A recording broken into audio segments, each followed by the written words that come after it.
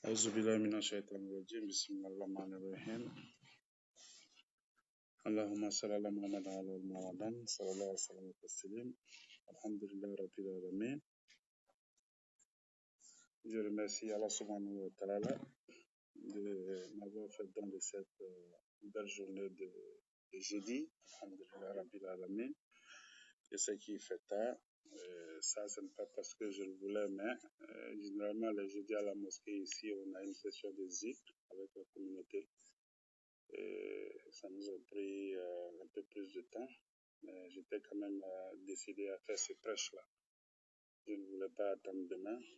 Ceux qui ne sont pas là auront l'occasion de voir ça demain, Inch'Allah, ou une autre fois, si possible, avec la permission d'Allah, Inch'Allah. Amen. Alors, je remercie Allah subhanahu wa ta'ala de m'avoir fait don de cette belle journée. Je prie pour cette même occasion, Allah subhanahu wa ta'ala d'accorder sa miséricorde, sa grâce, sa bénédiction et ses bienfaits pour notre prophète Mohammed sallallahu alayhi wa sallam, à sa famille, à ses sahaba et à tous les musulmans qui suivront leur pas jusqu'au jour de la résurrection, Inch'Allah. Amen. Je prie Allah subhanahu wa ta'ala d'accorder sa grâce à nous qui sommes encore là et de nous permettre d'avoir une très bonne fin. Cette fin-là qui est destinée aux vertus avec les dernières paroles, la kalmatu shahada, Inch'Allah. Amen. Alhamdulillah Rabbil Alamin. Aujourd'hui, je voudrais parler d'un sujet parce que j'ai reçu un coup de fil. Et après mon intervention avec cette personne, je me suis dit que non, il fallait que je vienne encore parler de ça. C'est vrai que j'avais déjà fait un prêche là-dessus, mais pourquoi pas, la répétition profite toujours aux croyants. Et ceux qui ne l'avaient pas vu, peut-être qu'ils auront l'occasion de voir cette fois-ci, Inch'Allah. Alors, c'est concernant, comment dirais-je, l'obligation, le mariage forcé. Il n'est écrit nulle part que nous devons obliger nos enfants à se marier avec les personnes qu'elles n'aiment pas ou qu'ils n'aiment pas. Ça y va pour la fille comme pour l'homme aussi, pour le garçon. Alors, c'est une coutume. Et une coutume qui va complètement en contradiction avec la religion. Ça a été mentionné dans le Coran et comme ça a été mentionné dans les hadiths. Et quand on parle de la religion, on parle de ces deux livres-là. Le Coran, qui est la parole d'Allah, et les hadiths, qui sont, comment dirais-je, la parole du prophète Mohammed sallallahu alayhi wa sallam et sa façon de vivre, le chemin qu'il a suivi.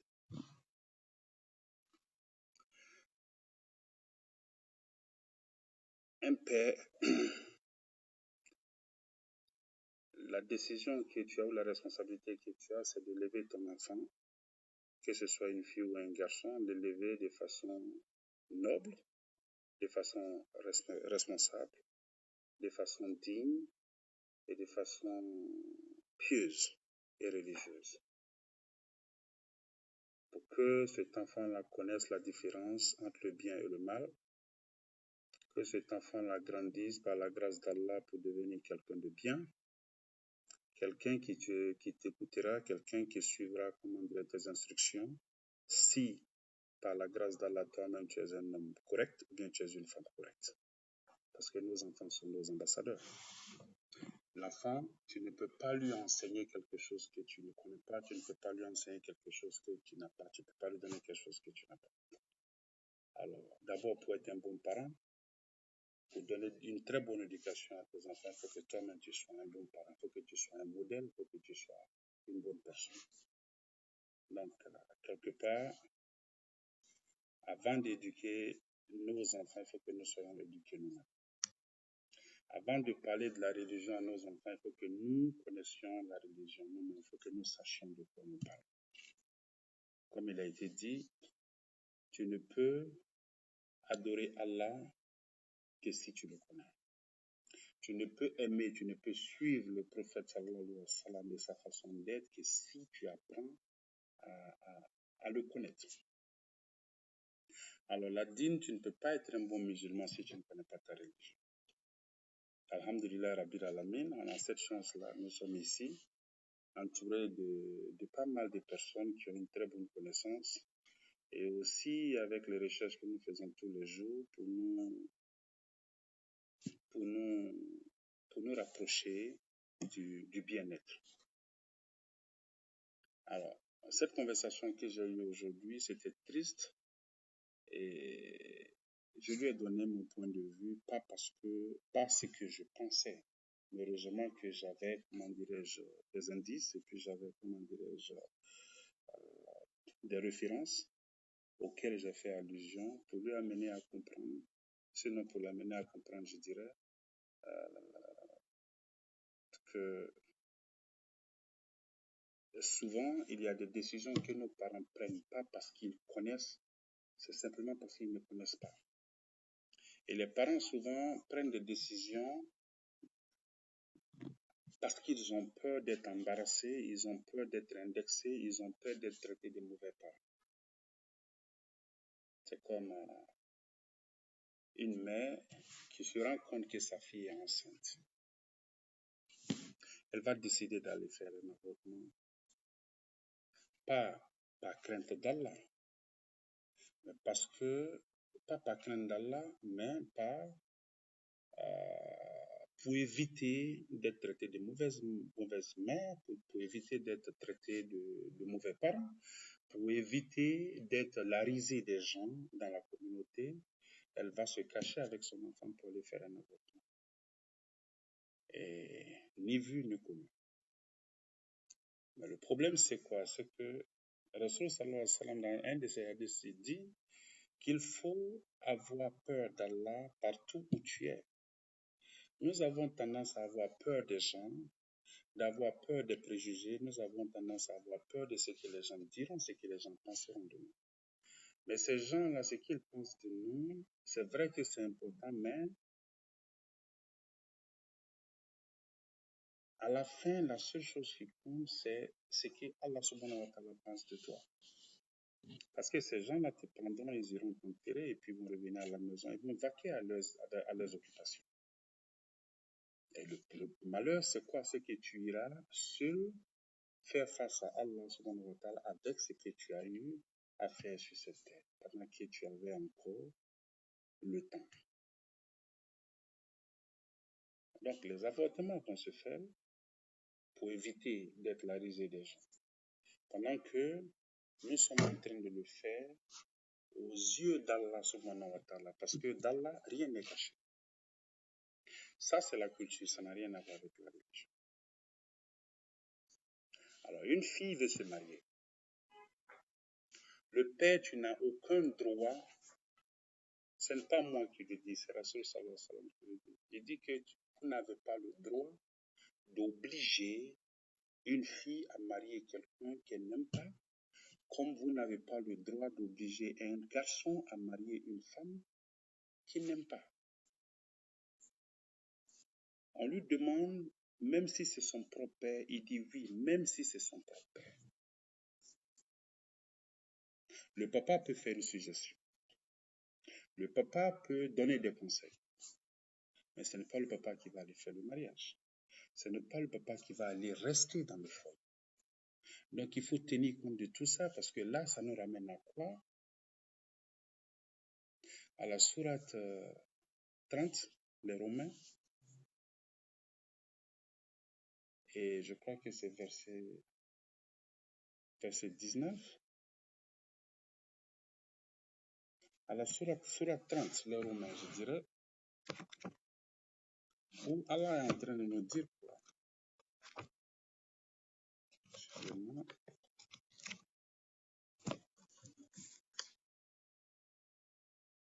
Oui, comme je l'ai dit, sourate 30, verset 21, il dit que parmi ces signes, il a créé de vous et pour vous des épouses. Allah l'a dit. Et pourquoi? pour que vous viviez avec elle, et il l'a mis entre vous. Voilà, comme c'est dit ici, il dit parmi ceux-ci, il a créé de vous, pour vous, des épouses, pour que vous viviez en tranquillité avec elle. Et il a mis entre vous de l'affection et de la bonté. Et il dit qu'il y a en cela des preuves pour des gens qui réfléchissent. Surat 30, les Romains, et comment dirais-je, verset 21. Il a créé de vous et pour vous des épouses pour que vous viviez ensemble, et il a mis entre vous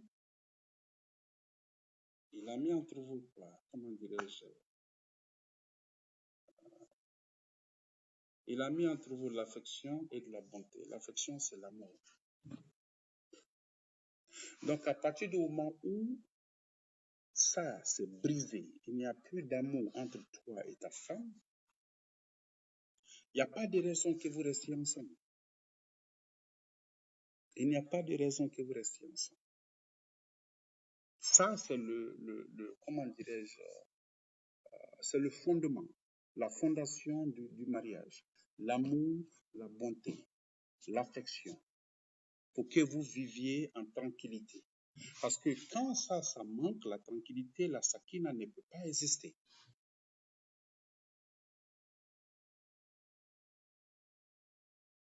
Donc, tu ne peux pas pousser quelqu'un à aller vers quelqu'un qui n'aime pas ou qu'elle n'aime pas. C'est pas possible. Parce que déjà, c'est basé sur du faux, c'est basé sur une obligation, c'est basé sur quelque chose de malsain. Alors, tout ce qui va se passer là, ça va être très, très difficile qu'il y ait de l'harmonie. Pourquoi? Parce que les gens se disent non, il faut aller, tu vas te marier. Aujourd'hui, il ne t'aime pas, ce n'est pas un problème. Avec le temps, il va t'aimer. Il y en a qui vivent toute leur vie comme ça, jusqu'à l'amour, sans connaître ce que c'est que l'amour. Sans connaître ce que c'est que l'amour. Il y en a qui font 20 ans de mariage. À l'attente de quoi? De cet amour-là, de ce changement. On dit non, ça va aller, il va changer. Oh, elle va changer, il va changer, elle va changer. Il reste là, le temps passe. Maintenant, après 20 ans, 25 ans de mariage, elles veulent quitter. Pour aller se retrouver où? Tu te retrouves dans une autre situation et là, ça devient encore plus compliqué pour toi.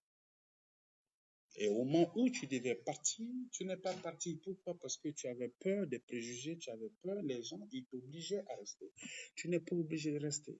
Je l'ai dit dans l'un de mes proches la dernière fois, où je dis que le divorce est une option. La deuxième partie. Rasoul sallallahu alayhi wa sallam, il a dissous un mariage. Pourquoi? Parce que la femme est allée le voir pour lui dire qu'elle n'aime pas son mari. Et comment dire, la raison c'était quoi? Elle dit qu'elle n'aime pas son mari, il est vilain. Que quand elle le regarde, elle a envie de cracher sur lui. Et en tant que femme vertueuse, elle ne voulait pas se comporter de façon, comment dirais-je, de mauvaise façon. Pourquoi? Parce que refuser le lit à ton mari, ça c'est un péché. Alors, comment tu fais l'amour avec quelqu'un que tu n'aimes pas, quelqu'un que tu as du mal à supporter? Comment tu fais l'amour avec lui? Ça, c'est des gens qui étaient directs. C'est des gens qui étaient véridiques. C'est des gens qui n'avaient pas peur de s'exprimer. Pourquoi? Parce qu'au temps de Rasoul sallallahu alayhi wa sallam, il a donné la voix aux sans-voix. Les femmes étaient libres de venir rencontrer Rasoul sallallahu alayhi wa sallam pour lui poser le problème, pour lui poser des questions qui les intriguaient. Les choses qu'elle ne comprenait pas, on a les hadiths qui le prouvent, qui disent que cette femme-là est partie rencontrer Rasoul sallallahu alayhi wa sallam pour lui poser des questions. Celui-là, elle allait rencontrer Rasoul sallallahu alayhi wa sallam pour lui poser des questions. Mais quelqu'un qui ne pose pas de questions ne peut pas comprendre. Mais aujourd'hui, le problème, c'est ça, c'est que les gens sont difficiles à accéder. Les gens sont difficiles à accéder. Les gens n'ont pas le temps. Et ça devient une obligation pour nous tous en tant que musulmans, comme Rasul sallallahu alayhi wa sallam l'a dit. En tant que musulman, le peu que tu connais, lève-toi pour en parler. Fais ça pour moi. Et si tu fais pour lui, demain il va témoigner. On n'est pas assis ici parce qu'on connaît tout. Mais le peu qu'on connaît, il faut qu'on vienne partager. Ça, c'est un devoir. C'est une responsabilité en tant que musulman.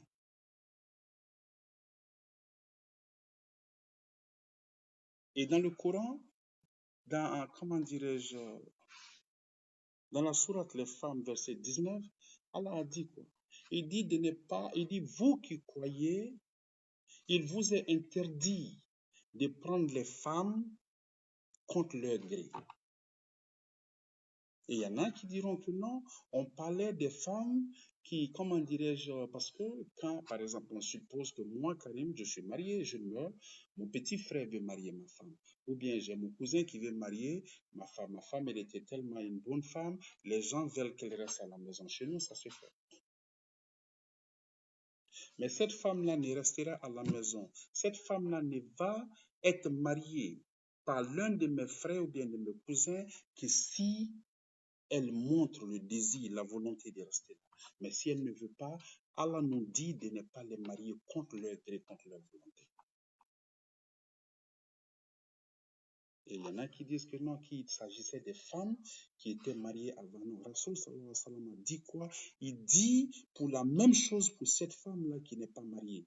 Et il dit quoi? Rasoul sallallahu alayhi wa sallam dit, il dit que pour la vierge, son papa doit demander sa permission. Là, on ne parle plus de moi, ma femme qui est comment dirais-je, ma veuve. On ne parle plus de la veuve de Karim. Mais là, on est en train de parler d'une femme qui n'a jamais été mariée. Rasoul sallallahu alayhi wa sallam nous dit ici que pour la vierge, son père doit demander sa permission. Et on dit que si la fille refuse, elle refuse, son père n'est pas obligé de la donner en mariage. Mais en ce moment-là, son père il ne va pas, comment dirais-je, avoir quoi que ce soit comme péché. Mais au même moment, il nous demande, Rasul sallallahu alayhi wa sallam demande à l'homme de veiller sur le bien-être, de veiller sur sa fille pour son bien-être. Donc si Rasul sallallahu alayhi wa sallam ne l'a pas fait, ses sahaba ne l'ont pas fait, qui nous sommes pour imposer ça? Parce que quand tu obliges une femme déjà à se marier, ce qui se passe, c'est quoi? C'est que tu es en train de la pousser dans un environnement malsain, un environnement qu'elle n'aime pas. Et si elle n'aime pas son mari, il y a des chances que son mari ne l'aime pas ou son mari peut l'aimer. Mais le problème, c'est que l'amour, c'est beau quand c'est réciproque. Vous ne croyez pas? L'amour, c'est beau quand c'est réciproque. Alors une femme, vous la mariez à quelqu'un qu'elle n'aime pas du tout. Ou bien vous forcez un homme, vous lui donnez une femme qu'il n'aime pas. Ce qui va se passer, c'est quoi? C'est que ces deux-là ne connaîtront pas le bonheur. Et ce qui pousse les gens aujourd'hui à sortir, à s'aventurer ailleurs pour aller faire des conneries, c'est parce qu'il n'y a pas cette paix-là à la maison. Les gens, même quand ils ont la paix à la maison, ils n'ont pas envie de rester. Donc ne leur donnez pas une autre raison pour partir, une raison de plus pour partir. Il y a des gens qui ont de très bonnes femmes à la maison, mais qui malgré ça sortent pour aller se promener. Donc quand vous donnez à ce gars-là une femme qu'il n'aime pas, vous lui avez donné la latitude de faire ce qu'il veut. Et la pauvre femme qui est dans ce foyer-là, malheureuse, sa situation c'est comment? Sa situation c'est comment? Et quand on s'assoit, on parle de la culture, on parle de nos parents.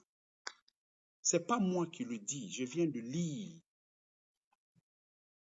C'est pas moi, Karim, qui le dis. Ma fille n'en tenait, la responsabilité que j'ai, c'est de bien l'éduquer.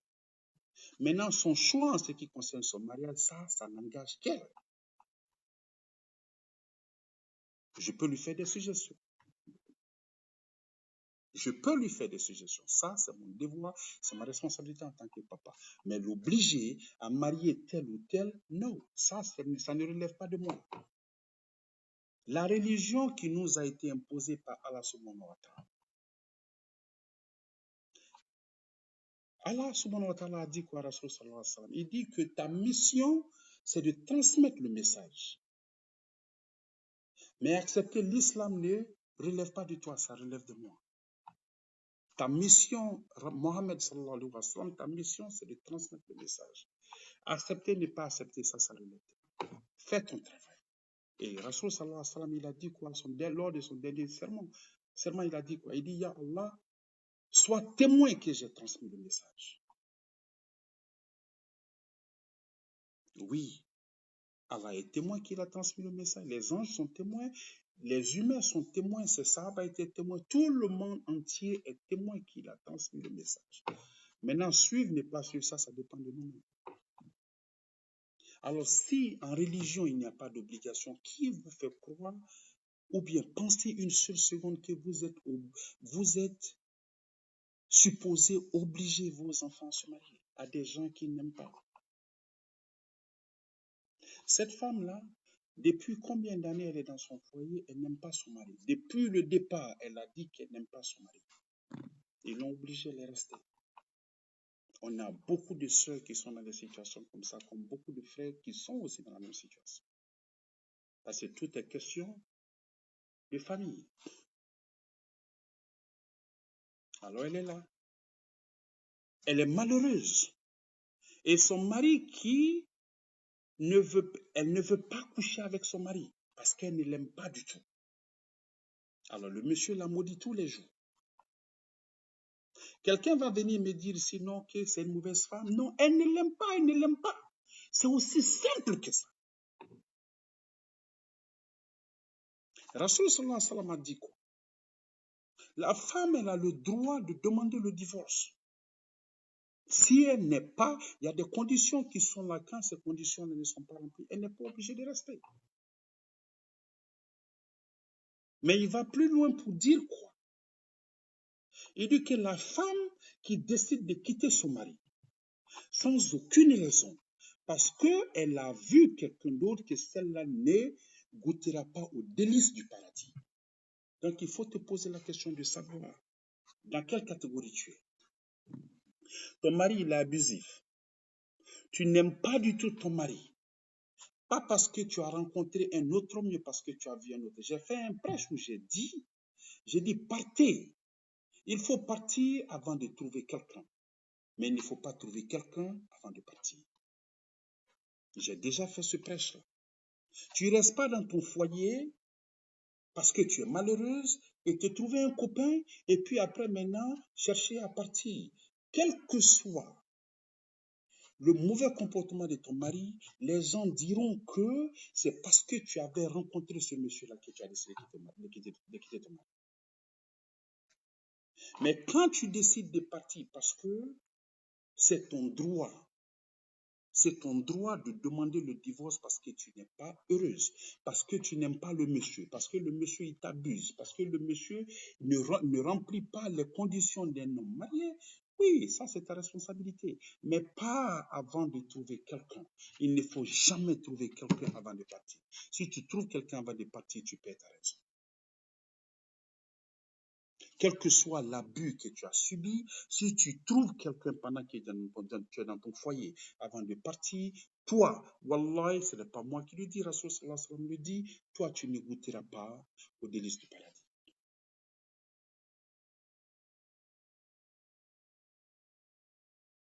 Alors pour cette femme-là, elle n'est pas heureuse. Elle pleure tous les jours. Son mari la maudit tous les jours parce qu'il refuse de coucher avec elle.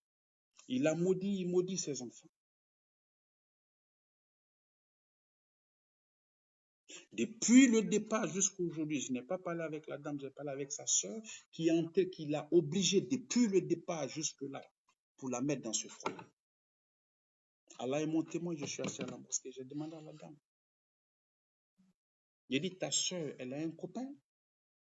Elle me dit non. J'ai dit, parce que si elle a un copain, qu'elle part, elle ne goûtera pas au délice du paradis.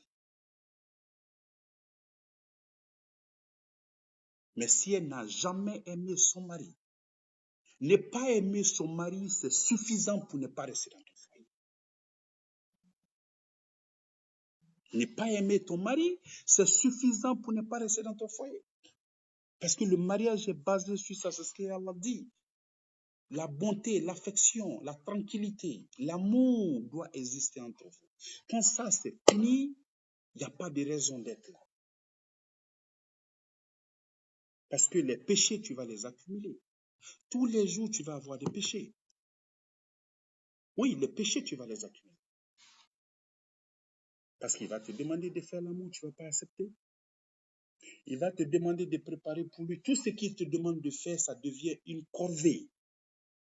Ça ne devient pas, ça devient une corvée, quelque chose que tu n'aimes pas, mais tu te sens obligé de le faire. Tu ne fais plus rien par amour. Tu ne fais plus rien avec amour. Même préparer, lui donner de l'eau à boire, à faire des choses, les choses qui devaient venir aussi simplement, ça ne peut plus se passer. Pourquoi? Parce que tu n'aimes pas le gars. Ou tu n'aimes pas la femme. Tu es dans la même maison que ta femme, vous dormez dans 2 chambres séparées. Pourquoi? Parce que tu ne veux pas la toucher. Pourquoi? Parce qu'elle ne veut pas de toi. Et tout ça, vous êtes là, pas parce que vous vous aimez, mais vous êtes là simplement parce que les parents veulent que vous soyez là. Subhanallah. Il faut faire des recherches. L'islam est tellement simple. Wallah, l'islam est tellement simple. Nous la compliquons. L'islam est très simple. L'islam est très simple, il faut la simplifier. Rasoul sallallahu alayhi wa sallam dit, il faut simplifier l'islam pour que les gens viennent. Il ne faut pas la compliquer pour faire fuir les gens. Et quand on complique la religion de façon vraiment ridicule, les gens, au lieu de venir vers la religion, les gens s'enfuient. Les gens fuient la religion et puis vont trouver la paix ailleurs. Cette paix-là, ce n'est pas la vraie paix. La vraie paix, c'est dans notre dîme. Et chacun de nous est en train de contribuer d'une façon ou d'une autre. Maintenant, ta contribution, arrange-toi pour qu'elle soit positive. Il ne faut pas qu'elle soit négative. Il ne faut pas pousser les gens. Il faut ramener les gens vers la religion, ne les repousse pas. Il faut faciliter les choses. Tel que c'est écrit, fais-les comme ça. Tel que c'est écrit, explique-les comme ça.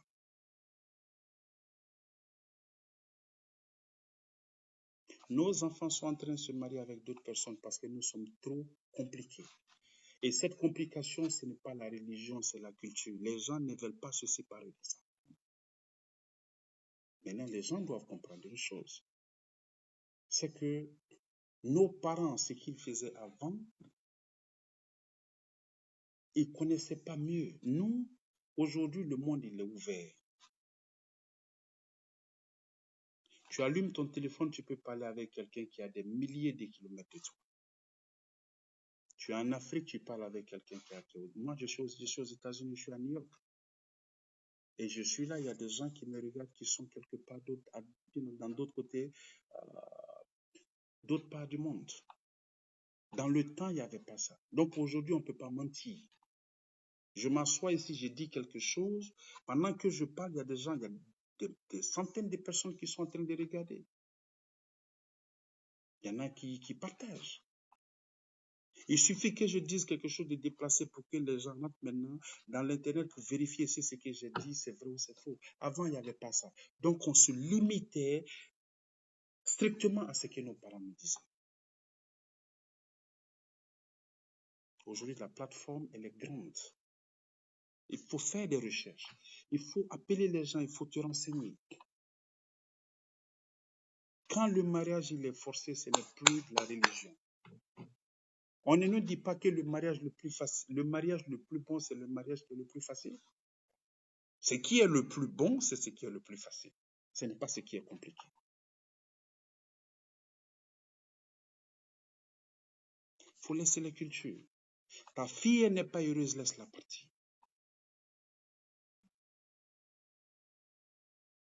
Cette femme-là qui est venue voir Rasoul sallallahu alayhi wa sallam, elle a dit qu'elle n'aime pas son mari parce qu'il est vilain. C'est tout ce qu'elle a dit. C'est un bon mari, c'est un bon pourvoyeur, un bon musulman. Mais moi, je ne l'aime pas, je ne le supporte pas. Quand il me touche, c'est comme si c'est le feu qui est sur moi. Quand je le vois, j'ai envie de cracher sur lui. Ça, ce n'était pas avec Omar ibn Khattab radouallahu anhu, non. C'était avec Rasoul sallallahu alayhi wa sallam, lui-même personnellement. Il a dit à la femme, tu ne veux plus de lui, non. Est-ce que tu peux lui retourner la dot? Elle lui a dit oui. Alors retourne la dot et le mariage est dissous. Tu es libre d'aller te marier avec qui tu veux. C'est lui, Rasoul sallallahu alayhi wa sallam, qui a dissous ce mariage. Pas parce que l'homme l'a frappé, pas parce qu'il ne lui donnait pas à manger, pas parce qu'il n'était pas musulman, pas parce qu'il buvait, parce qu'elle ne l'aimait pas. Elle trouvait qu'il était vilain. Elle ne le supportait pas.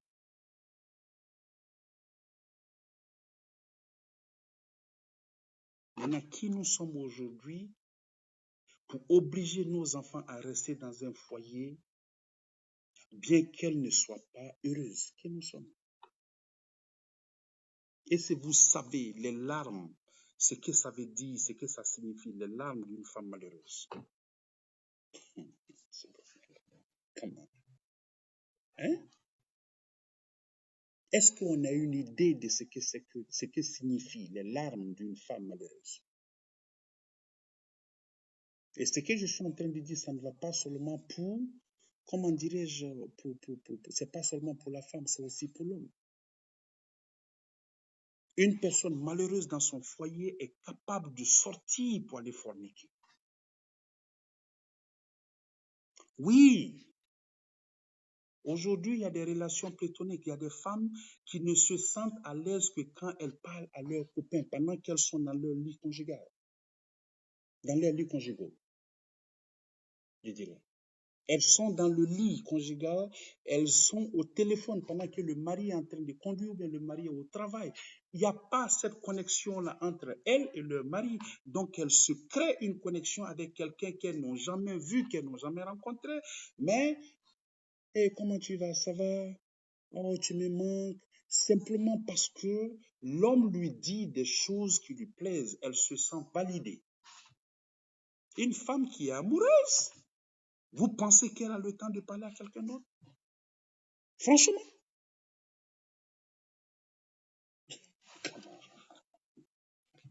Une femme amoureuse n'a pas le temps pour qui que ce soit. Quand elle est au boulot, elle est pressée de rentrer à la maison. Un homme amoureux, quand il est au boulot, il est pressé de rentrer à la maison. Il veut être avec sa famille comme elle veut être avec sa famille. Mais aujourd'hui, elles sont nombreuses. Je suis désolé, mes soeurs, mais je vais le dire, elles sont nombreuses. Il y en a qui t'appellent, qui te disent, j'ai besoin, est-ce que c'est bon pour moi de trouver quelqu'un à qui parler? Moi, Karim, je vais te dire, toi, tu es une femme mariée, de trouver quelqu'un à qui tu vas parler. Moi, Karim, je vais prendre cette charge. Non, tu t'amuses. Tu parles au long monsieur. Comment dire, tu parles à la mauvaise personne. C'est que je dis à toutes les femmes, quand tu n'es pas heureuse, si tu veux rester, il y a des femmes qui vont te dire non, maman me dit de rester parce que au départ c'était comme ça. Mais est-ce qu'il y avait de l'amour? Est-ce qu'il y avait de l'amour? Les temps ont changé, les gens sont devenus beaucoup plus rebelles. Je ne demande à aucune femme de quitter son foyer. Mais je suis en train de dire ce que nous avons comme droit et ce que nous avons comme devoir. Tu n'es pas obligé de rester si tu n'es pas à l'aise. Si tu n'aimes pas ton mari, si tous les jours il va te faire la guerre, tous les jours il va te maudire, tu n'es pas obligé de rester. C'est écrit ici, j'étais en train de lire.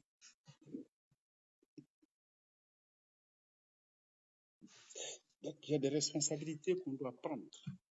Il y a des choses qu'on doit comprendre pour nous-mêmes.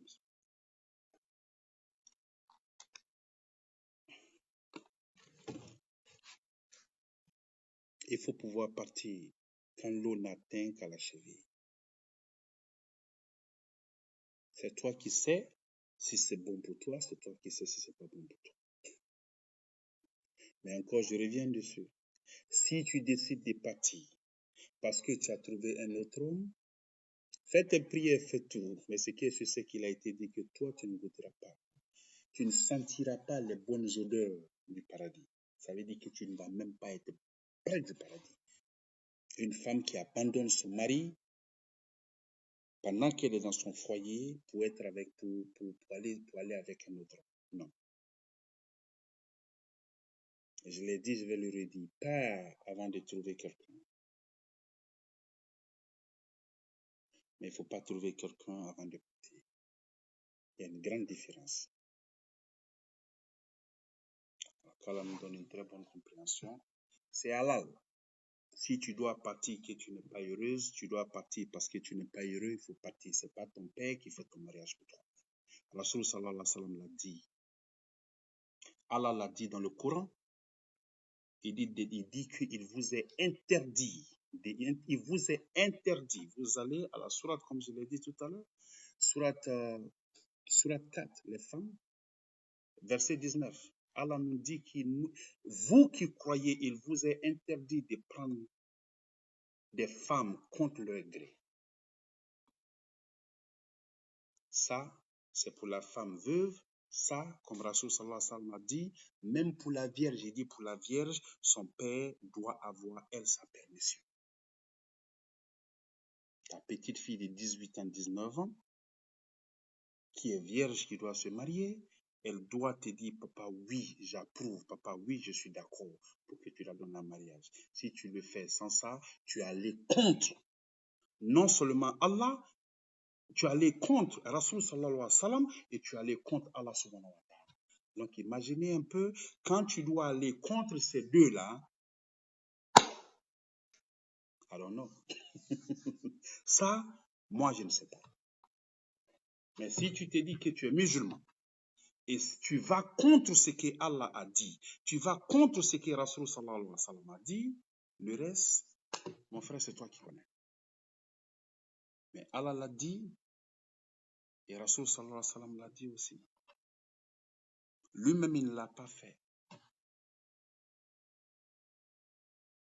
Donc, donnons le choix à nos enfants de marier les gens qu'ils aiment ou les gens qu'ils aiment. Ça va faciliter la vie dans la communauté. Et quand ça ne marche pas, même si ta fille, elle fait un choix, qu'elle s'en va, et ça ne marche pas, en tant que papa, ne la rejette pas parce que c'est elle qui a fait le choix. Ton devoir, ta responsabilité en tant que père, c'est de la reprendre chez toi à la maison. Tu donnes, ta fille décide de se marier avec quelqu'un qu'elle aime. Personne ne peut voir le feu et puis rentrer là-dedans. C'est parce qu'elle s'est dit que le monsieur était bon, il lui a présenté des signes qui l'ont amené à penser qu'il était bon. Donc elle est partie. Si le monsieur il n'a pas été bon, il n'y a pas de problème. Reprends ta fille tranquillement.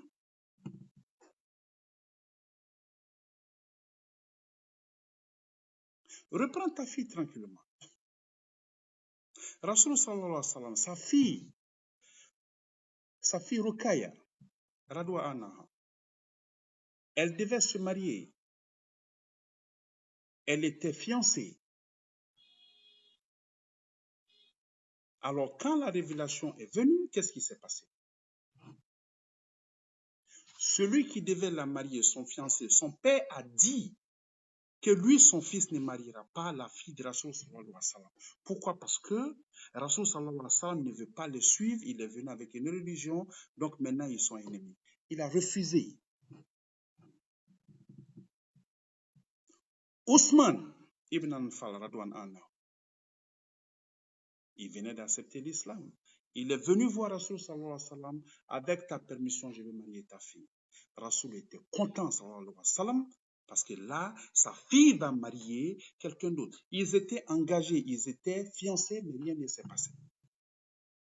Alors Ousmane ibn Anfal a pris la fille de Rasoul sallallahu alayhi wa sallam. Il l'a mariée. Ils ont eu un enfant. Elle est décédée. Le jour de la victoire de Badr, elle est décédée. Elle est décédée et, comment dirais-je, après, leur fils est décédé. Il était tellement affligé, il était tellement affecté par ça. Et Ousmane ibn Anfa, pour ceux qui connaissent, comment dirais son histoire, il était très proche de Rasoul sallallahu alayhi wa sallam. Et Rasoul sallallahu alayhi wa sallam allait le voir parce qu'il s'était recroquevillé, il s'était plié sur lui. Il lui a dit, Ousmane, quel est le problème? Il dit, c'est vrai que j'ai perdu ma femme, c'est vrai que j'ai perdu ma fille, mon fils. Il dit, mais ma connexion avec toi a été affectée. Et après cette conversation, Allah a envoyé Jibril pour dire à Rasul sallallahu alayhi wa sallam de lui donner sa fille Kulsoum. Voilà pourquoi on appelle Ousmane ibn Anfal l'homme de deux lumières, parce qu'il a marié les deux filles de Rasul sallallahu alayhi wa sallam. Quand Rukaya est décédée, qu'Allah soit satisfait d'elle, Rasul sallallahu alayhi wa sallam lui a donné sa fille Kulsoum. Et avec la même dot. Ce qui veut dire que la dot de sa sœur, c'est avec la même dot là qu'il a marié cette femme, qui Rasul sallallahu alayhi wa sallam lui a donné sa fille, la deuxième. Donc, qui nous sommes pour dire que parce que le mariage de ma fille n'a pas marché, je vais refuser de la recevoir chez moi à la maison. Si tu ne la reçois pas chez toi, elle va où? Si tu ne la reçois pas chez toi, elle va où? C'est pourquoi je dis, c'est bon de connaître sa religion. Tout ce que nous sommes en train de faire actuellement, ça a été déjà fait par des gens avant nous, des gens qui étaient plus proches d'Allah plus que nous. Et quand Kultoum est décédé 6 ans après son mariage avec Ousmane, Rasul sallallahu alayhi wa sallam a dit quoi à Ousmane? Il dit, Wallahi, si j'avais 40 filles, je t'aurais donné mes filles, une après l'autre, après l'autre, après l'autre, jusqu'à ce que mes 40 filles meurent. Je t'aurais donné toutes mes filles. Ça, c'est jusqu'où il aimait Ousmane, ça, c'est jusqu'où il avait confiance en lui.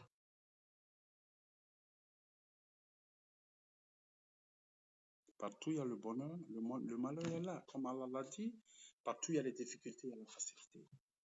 Ça va de pair. Donc, un mariage, ça peut se faire. Ça peut aussi se dissoudre. Personne ne rentre dans le mariage parce que ça va se gâter, bien ça va s'arranger. Tu rentres pour que ça reste. Mais si ça se gâte, le divorce, il est permis. Alors, quand les filles ont peur de quitter parce qu'elles se disent que mes parents ne vont pas m'accepter, il faut ouvrir les yeux, il faut ouvrir les yeux, il faut lire, il faut faire des recherches, il faut devenir bon musulman. Il y a beaucoup de choses que tu comprendras.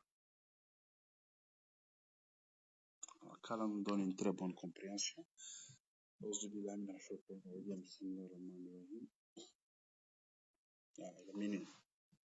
اللهم صل على محمد وعلى ال محمد كما صليت على ابراهيم وعلى ال ابراهيم وبارك على محمد كما باركت على ابراهيم وعلى ال ابراهيم في العالمين انك حميد مجيد ربنا تقبل منا انك انت السميع العليم ربنا ولا تحرمنا ولا تفتنا بوفانا واغفر لنا ورحمنا مولانا وانصرنا على القوم الكافرين ربنا لا تزغ قلوبنا بعد إذ هديتنا وهب لنا من لدنك رحمة إنك أنت الوهاب ربنا آتنا في الدنيا حسنة وفي الآخرة حسنة وقنا عذاب النار سبحان الله ونعم الوكيل سبحان الله ونعم الوكيل سبحان الله ونعم الوكيل استغفر الله وسبحان الله والحمد لله لا اله الا الله لا حول ولا قوه ولا قوه الا بالله العظيم سبحان ربك رب العزه عما يصفون وسلام على المرسلين والحمد لله رب العالمين. Que Dieu nous accorde beaucoup de vendredi et qu'il nous donne une très bonne compréhension. Et ceux qui sont malades, Allah, qu'Allah leur redonne leur santé. Allah qui est le guérisseur par excellence, que Allah nous donne tous cette santé que nous recherchons tous. Et tous ceux qui ont des problèmes, je prie à Allah subhanahu wa ta'ala d'alléger leurs problèmes. Nous en avons tous. Les problèmes qui sont apparents, les problèmes qui sont cachés, qu'Allah nous aide à trouver une solution à tous ces problèmes, Inch'Allah. Qu'Allah nous facilite l'accomplissement des 5 prières journalières. Qu'Allah nous facilite, Ya Allah, l'accomplissement des 5 prières journalières. Qu'Allah nous facilite, Ya Allah, l'accomplissement des 5 prières journalières. Et qu'Allah nous protège, Ya Allah, de la consommation de l'alcool et de la drogue. Qu'Allah nous protège, nous et nos progénitures, de la consommation de l'alcool et de la drogue. Qu'Allah facilite, comment dirais-je, qu'Allah nous bénisse tous ceux qui n'ont pas encore fait le Hajj, qu'Allah les bénisse tous avec l'accomplissement du Hajj, que ceux qui sont en train de traverser des moments difficiles, qui ont des problèmes de papier, qu'Allah leur facilite, comment dirais-je, le problème de papier partout ils sont, que ce soit ici ou en Europe, Ya Allah, amen. Que ceux aussi qui sont en Afrique, qui veulent venir ici, qui sont en train de chercher le visa, Ya Allah, qu'Allah leur facilite, qu'Allah apporte la paix et la quiétude dans nos pays respectifs, en Afrique et partout dans le monde. Et qu'Allah nous donne une très bonne compréhension, nous prions Allah subhanahu wa ta'ala que notre dernière parole soit la kalmatu shahada, la ilaha illallah, la kalmatu shahada, inshallah, amen. que tous ceux qui nous ont précédés dans la foi, à commencer par le prophète Mohammed sallallahu alayhi wa sallam, sa famille et ses sahaba, qu'Allah leur accorde Jannat al-Firdaus, qu'Allah leur accorde ses bénédictions et sa lumière, ya Allah, amen. Que nous qui sommes là, que notre dernière parole soit la kalmatu shahada, Inch'Allah, amen. Qu'Allah nous préserve de la grande honte de l'ignominie, Inch'Allah, amen. Qu'Allah nous élève et qu'Allah mette la baraka dans tout ce que nous sommes en train d'entreprendre. Et que nos enfants grandissent pour devenir de très bons ambassadeurs, ya Allah, de l'islam. Que nos enfants deviennent meilleurs que nous dans le sentier d'Allah et sur le plan aussi social, Inch'Allah, amen. سبحان ربك رب العزة عما يصفون وسلام على المرسلين والحمد لله رب العالمين. جمعة مباركة.